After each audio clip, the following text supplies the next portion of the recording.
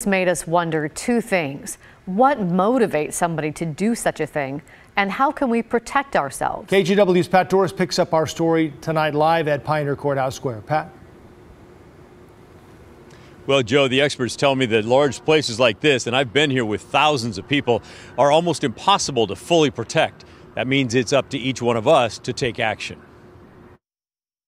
Even before the chaos began to clear in Las Vegas, Portland criminologist Randy Blazak had a pretty good hunch about the motivation behind the shooting. They start as a desire for suicide, but a suicide that's spectacular. Blazak wrote a book about mass shootings in 2001 and said most start with the gunman losing something: money, a marriage, their job.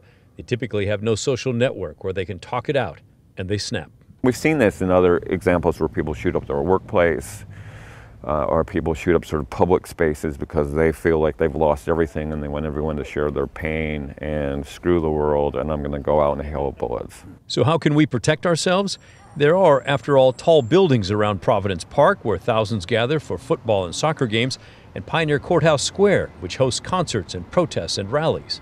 Going into an event and playing that what-if game over and over and over again. You take your Scott Castleman owns a security company and has studied the industry for 25 years.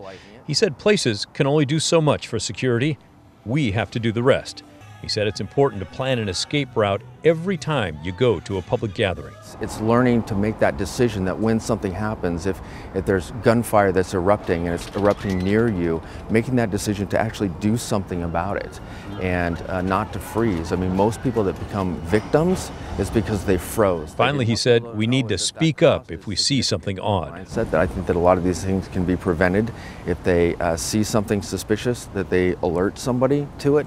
But there's too many people that are like, well, I should say something, but you know, I don't want to raise suspicion, or I don't want to scare people or alarm people. Finally, I asked the Timbers if they had any plans to change their security in light of this shooting. They told me that fan and staff security is priority number one, but they would not talk about their security plans. Back to you.